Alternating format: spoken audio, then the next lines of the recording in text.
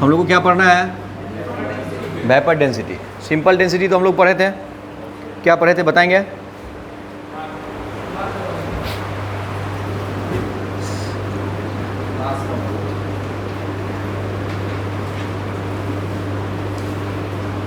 Density क्या पढ़े थे? Mass per unit volume. क्या पढ़े थे? Mass per unit volume is known as density. What is the definition of density? क्या पढ़े थे? Mass per unit volume. क्या पढ़े थे? इसी को हम लोग बोलते हैं मास बाय वॉल्यूम। क्या बोलते हैं? पढ़ना क्या है हम लोगों को? Vapour density. सबसे पहले वेपर डेंसिटी का डेफिनेशन पढ़ लें।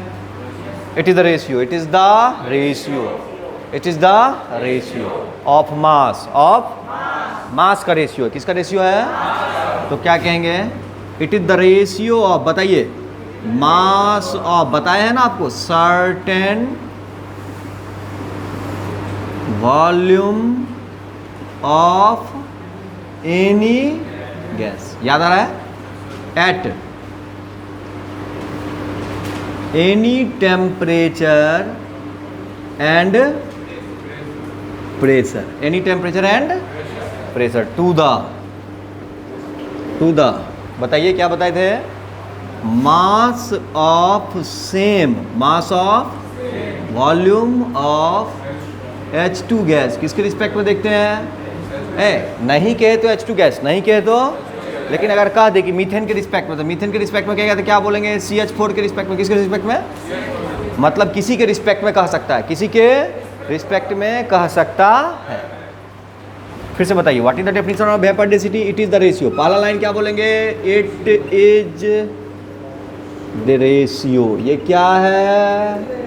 मास का रेशियो। किसका रेशियो है? मतलब यूनिटलेस होगा। क्या होगा? नहीं सुनाई दिया? क्या होगा? बात समझ में आई? तो पहला लाइन वेपर डेंसिटी क्या है? It is the ratio. बोलिए, इट इज द मास का, किसका? सर्टेन वॉल्यूम ऑफ एनी, दुनिया का कोई गैस, दुनिया का। और बाई में कौन सा गैस लेंगे? At constant temperature and pressure. At, आपको मन करे तो एनटीपी ले सकते हैं। क्या ले सकते हैं? NTP, normal temperature pressure. क्या बोलेंगे? Normal temperature pressure. आरटीपी मतलब रूम टेम्परेचर प्रेशर। कंडीशन बताए हुए ना एनटीपी और आरटीपी का।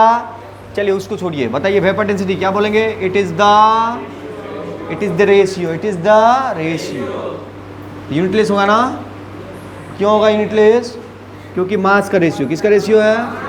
तो फिर से बोलिए, it is the ratio of mass of certain volume of any gas at constant temperature, constant temperature and pressure, या any temperature and pressure to the mass of same volume, mass of hydrogen gas at same temperature and pressure, या constant temperature and pressure. मतलब जो ऊपर लेंगे वही लेंगे नीचे। चलिए अब हम लोग अगला स्टेप इसमें लिखते हैं।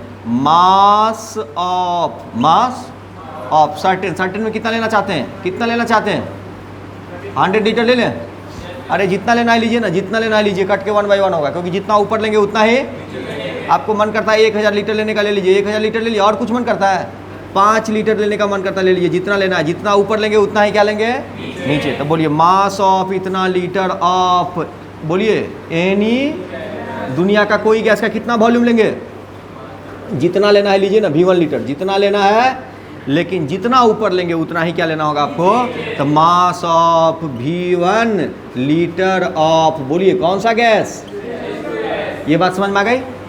जितना वॉल्यूम ऊपर उतना ही वॉल्यूम कट के 1 बाई 1 आ जाएगा। कट के क्या हो जाएगा?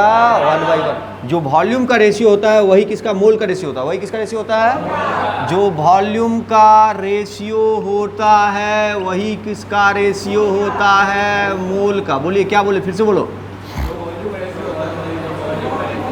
तो क्या लिख सकते हैं यहाँ पे? क्या लिख सकते हैं? Mass of 1 mole, mass of, मान लीजिए यहाँ 22.4 लीटर लेते, कितना लेते? 22.4 लीटर। 1 मोल होता, तो यहाँ भी 22.4 लीटर लेते तो 1 मोल होता। बोलिए 1 मोल भाई 1 मोल।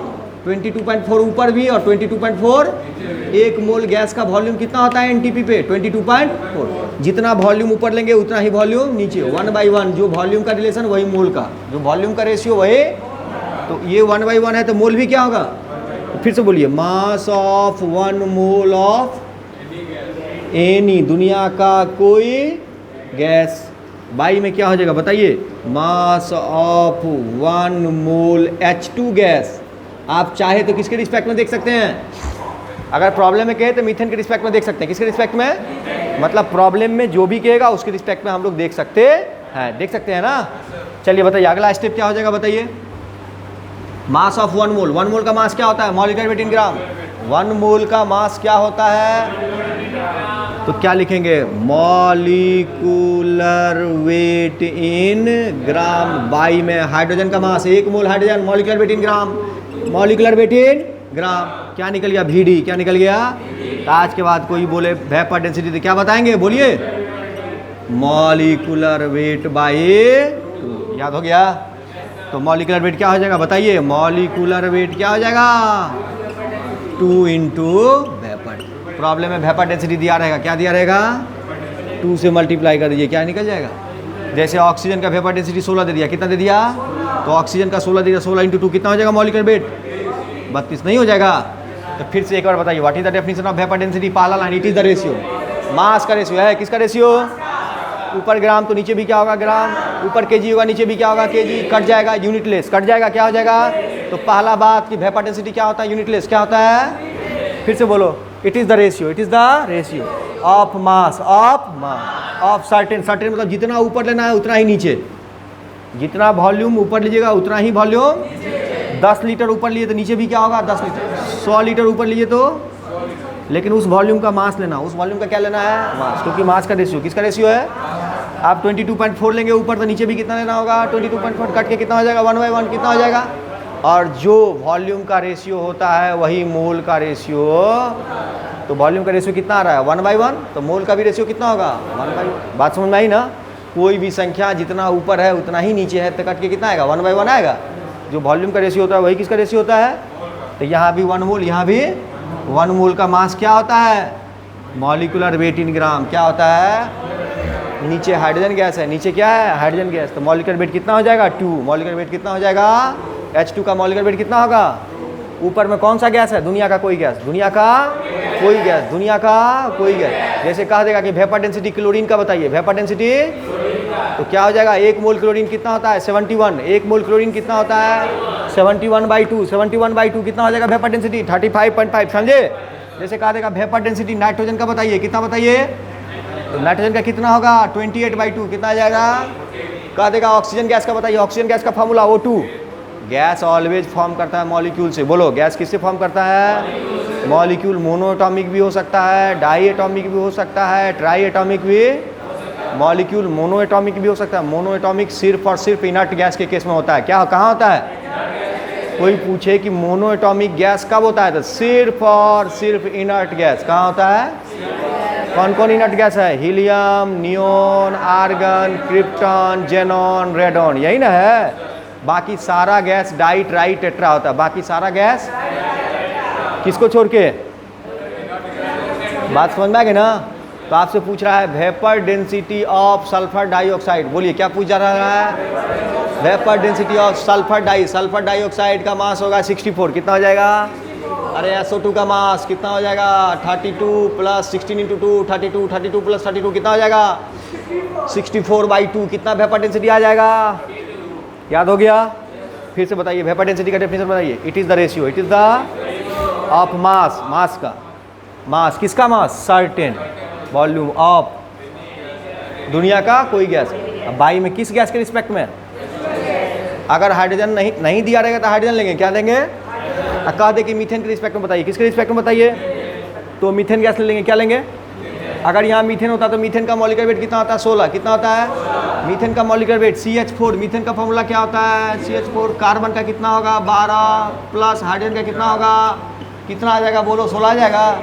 तो बाई में फार्मूला मीथेन का, मीथेन अगर हम लोग मीथेन के रिस्पेक्ट में लेते तो यहाँ कितना आता, मीथेन का मॉलिक्यूलर वेट कितना आता, हाइड्रोजन के रिस्पेक्ट में लिए तब ना 2 आया बाबू, अगर प्रॉब्लम में कहता कि नहीं मीथेन के रिस्पेक्ट में बताइए, किसके रिस्पेक्ट में बताइए, तो मॉलिक्यूलर वेट ऑफ मीथेन लेते हैं, मॉलिक्यूलर वेट ऑफ हाइड्रोजन लेके क्या लेते हैं, मॉलिक्यूलर वेट ऑफ मीथेन, और मीथेन का मॉलिक्यूलर वेट 16 होता है। कितना होता है, मीथेन का फॉर्मूला क्या होता है बाबू, CH4 क्या हो जाएगा 12 + 1 × 4 कितना हो जाता।